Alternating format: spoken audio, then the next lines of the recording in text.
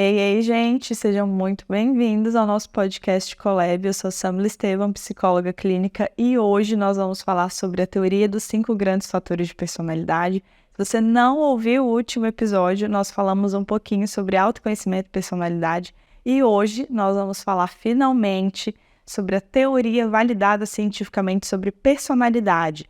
A tradução para o português é a teoria dos 5 grandes fatores, mas ela é muito mais conhecida como a teoria do Big Five. Então, eu vou falar um pouquinho para vocês sobre essa teoria, vou citar quais são esses 5 fatores de personalidade, para vocês poderem aprender e entender o que de fato é personalidade baseado nessa teoria, e também o que não é, porque isso também é muito importante. Eu falo sempre isso com os meus pacientes. Muito além de saber o caminho certo e o que é, a gente também precisa saber o que não é, para a gente poder ter clareza e saber o caminho que a gente está seguindo. Tá bom? Então vamos lá.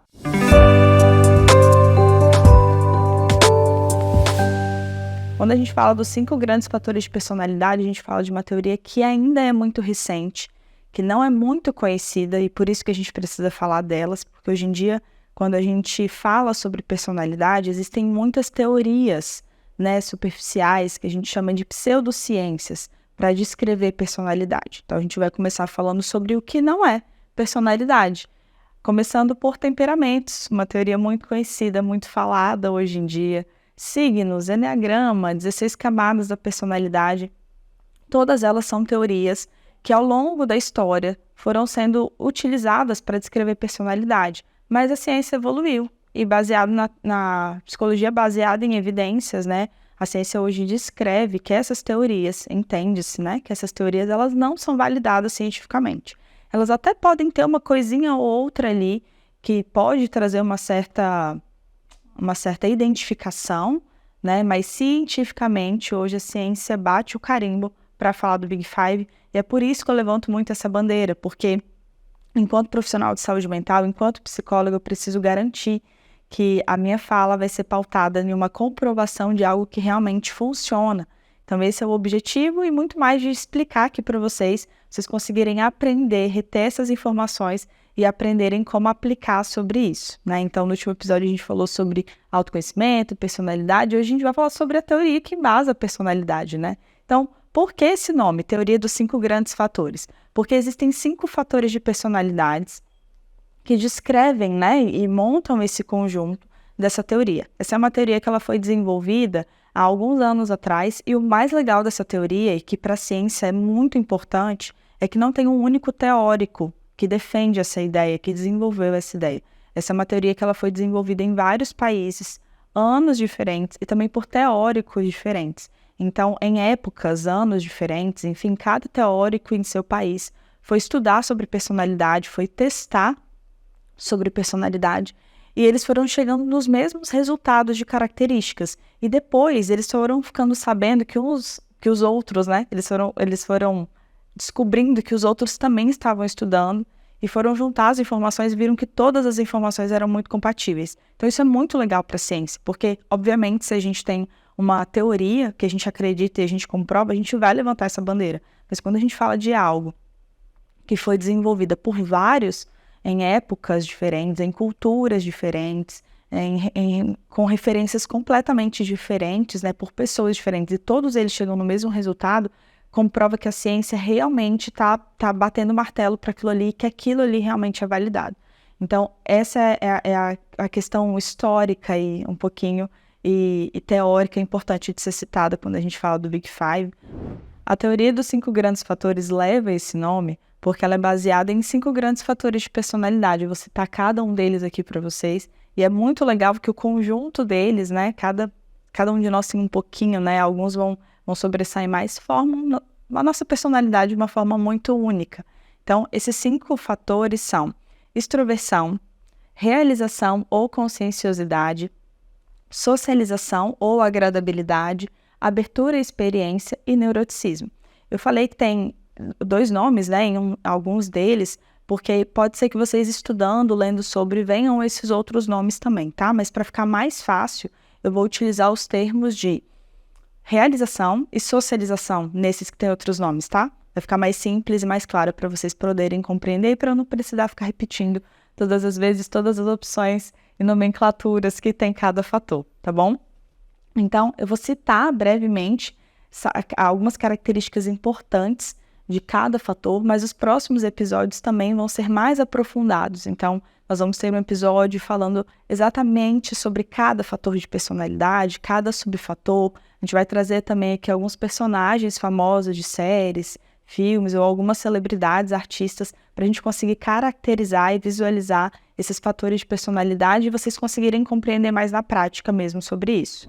Então vamos lá, falando sobre o primeiro fator de personalidade, eu vou falar para vocês sobre extroversão. Esse fator de personalidade, ele tem relação com pessoas que são mais comunicativas, mais falantes, que buscam mais intimidade, têm mais facilidade em confiar, normalmente estão envolvidos em relacionamentos íntimos, então têm mais necessidade de mais intimidade, mais profundidade nos relacionamentos, tendem a ser mais assertivas, ativas, dominantes, normalmente são líderes, preferem atividades em grupo e têm um alto nível de percepção da realidade. Então, são características específicas desse fator de personalidade. Nos próximos episódios eu vou explicar, os subfatores, o que representa cada um desses fatores, gente, quando ele está em um alto nível ou em um baixo nível, tá? Então vai ficar mais fácil para a gente poder entender. Porque, por exemplo, esse fator de personalidade, ele é baixo para mim. E ele ser baixo me traz outras características, tá? Então não é que eu só não tenho isso e ponto. Eu não ter essas características também representa algo. E por isso que é muito legal a gente falar do Big Five, porque não é só um ponto específico, tem várias coisas aí por dentro. Então a gente fala de como é ter tal fator de personalidade muito alto e o ter ele não muito alto também representa algo, tá bom? Próximo fator de personalidade é o neuroticismo, e as pessoas que têm um alto nível, desse fator de personalidade são pessoas que normalmente tendem a sofrer mais psicologicamente, são mais instáveis emocionalmente, veem mais o aspecto negativo das coisas, têm uma baixa autoeficácia, normalmente têm maior dificuldade em enfrentar os problemas. E eu gosto de frisar muito quando a gente fala sobre neuroticismo, é que normalmente as pessoas escutam falando sobre isso e já acham que é um péssimo fator de personalidade, né? Isso não é uma verdade, tá? Porque todos eles, a gente explica que não existe fator de personalidade bom ou ruim. E também não tem como arrancar isso de nós. São traços reais e palpáveis, praticamente, que existem na nossa personalidade, né? Então, por exemplo, eu tenho um fator baixo no neuroticismo, só que isso também representa coisas em mim. Normalmente, as pessoas que têm esse fator de personalidade um pouco mais alto, elas têm tendência e mais facilidade em serem vulneráveis também. Então, isso é ótimo. Eu sei que as pessoas não querem ser vulneráveis, mas nós precisamos aprender a ser, porque isso também é muito importante. Então, eu sei que pode soar como algo um pouco mais negativo, mas não é. O importante, o necessário, é que se a pessoa sofre com os prejuízos por ter essas características, a gente procurar um acompanhamento, a gente procurar terapia ou desenvolver aí nosso autoconhecimento para que a gente consiga não ter tantos prejuízos, tá? Então, isso também é muito importante. O próximo fator de personalidade é realização. Como eu falei com vocês, realização ou conscienciosidade, mas eu prefiro usar realização.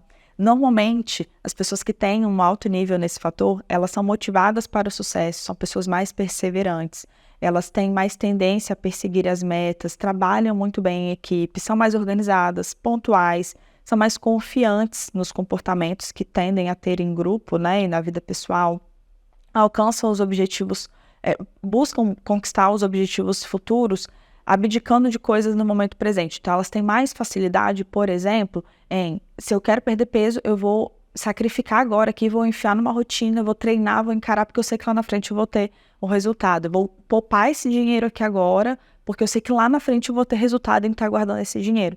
Então, normalmente são pessoas que têm mais tendência a abdicar dos prazeres, das coisas do presente, para poder conquistar as coisas no futuro.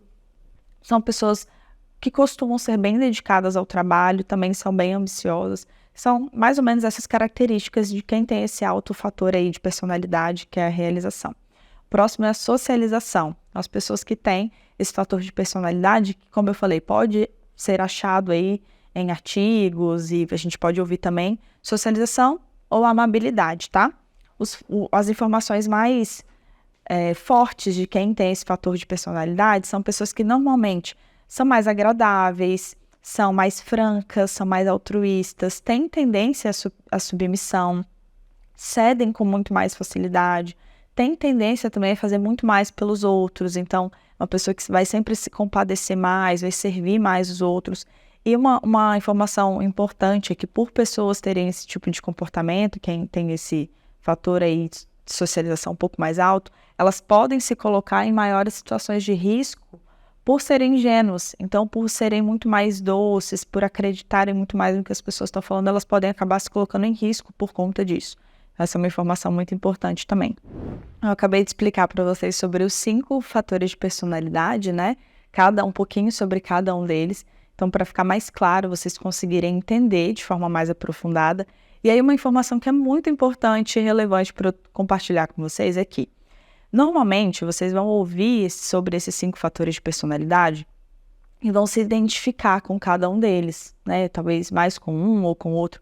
Mas o que é muito importante falar é que nós somos uma mistura de todos eles, tá? Então, eu vou compartilhar com vocês nos próximos episódios também sobre os testes validados, né? Que somente psicólogos podem trabalhar, que são baseados no Big Five, tá? Então, é bem bacana, quem tiver interesse aí.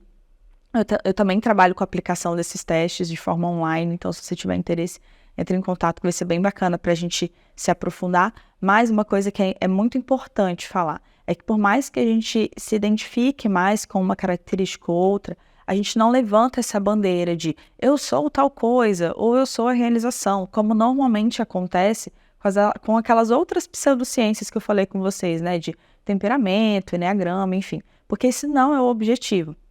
O que essa teoria do Big Five entende? Que como nós somos o conjunto de todas essas características, o fato de que tem doses específicas de cada um nos forma de uma forma muito única. Então, basicamente, é como se nós fôssemos uma composição de vários produtos que formam um produto final, né? Tipo, sei lá, um shampoo, por exemplo. Tem várias composições ali com porcentagens específicas para chegar no resultado final. Então, o fato, por exemplo, de eu ter um fator de personalidade mais alto em realização e socialização, essa junção, junto com o neuroticismo mais baixo, com abertura à experiência um pouco mais baixo, com extroversão mediana, forma quem eu sou. E talvez, ao aplicar o teste, você também vai ter as mesmas características do meu resultado, só que na dosagem que forma quem você é, com as experiências que você teve, com as suas vivências que fizeram com que você desenvolvesse cada um deles, né? Então, é muito importante a gente entender isso, justamente para a gente não tentar levantar uma bandeira e colocar isso como um rótulo em nós. Esse não é o objetivo. Quando a gente fala dessa teoria, a gente fala de algo que tem doses específicas, características muito específicas e o conjunto delas chega a um resultado. Uma coisa que também é muito importante falar é que quando a gente pega o resultado desse teste, né, e a gente faz uma análise, normalmente ele vem apresentando um gráfico, né, então cada nível para cada fator ali, e normalmente a descrição vem fator muito alto, alto, médio, baixo e muito baixo. Pode oscilar entre esses níveis, tá? Então, por isso que somos muito únicos, cada um vai apresentar. E aí, mais aprofundado ainda, tem as classificações para os subfatores. Então, cada um desses fatores que eu falei vem acompanhando muitos outros subfatores. Então, também tem a classificação de cada um deles, o que torna o conjunto de informações muito específico. E aí é quase impossível você ler e não se identificar, porque está descrevendo quem você é. Isso que é o mais legal, assim. Então, a gente pegando esse conteúdo, a gente lendo sobre isso, a gente entendendo de uma forma bem explicadinha as características mais palpáveis sobre nós, fica muito mais fácil a gente analisar e falar, ok, isso daqui é muito presente em mim, eu preciso trabalhar. Como que eu vou trabalhar isso daqui? Eu tenho muita dificuldade nisso daqui, o que eu faço com isso? Né? Uma outra coisa importante, quando a gente passa pela aplicação do teste, o ideal, né? E aí, fazendo um adendo agora, o ideal não existe, tá, gente? Eu falo sempre isso brincando com as minhas pacientes. O ideal é uma imaginação nossa que nunca vai ser alcançado. Mas o teste traz a ideia de que o ideal é que nós estivéssemos sempre na média de cada fator de personalidade, inclusive do neuroticismo, que ao ver assim pode soar como algo negativo, né? Mas quando a gente apresenta fator muito alto ou muito baixo nos fatores de personalidade, isso pode ser uma atenção, uma zona de perigo ali. Então, eu sei que é muito natural as pessoas analisarem o neuroticismo como algo ruim e a realização como algo muito boa, mas ter a realização no nível muito alto também pode trazer muitos prejuízos. Então, todos eles que se apresentam de uma forma muito alta ou muito baixa, pode trazer muita rigidez dentro desses fatores. Isso é um ponto de atenção, né? Então, independente se você acha que o seu fator de personalidade mais forte é muito bom, e pode ser que seja muito bom se você está vivendo uma vida saudável com isso, se você está compatível aí com os seus valores, com os seus princípios, dentro de quem você é, enfim, fazendo toda essa junção e essa conexão, ótimo, tá tudo bem. Mas se isso tudo vem muito intenso, a gente precisa aprender a desenvolver habilidades e trabalhar para que isso não nos traga prejuízo, ok? Então isso é muito importante. E por que eu citei no início do podcast falando com vocês sobre o que não é personalidade? Porque como eu citei também, tem muita gente hoje em dia falando sobre temperamentos, sobre signos, né? Desde sempre falam sobre signos, sobre enneagrama e muitas outras teorias, né? Que as pessoas vão destrinchando, estudando e vão utilizando aquilo ali como uma verdade. Hoje a ciência não valida essas teorias, tá? Então a gente não levanta essa pauta.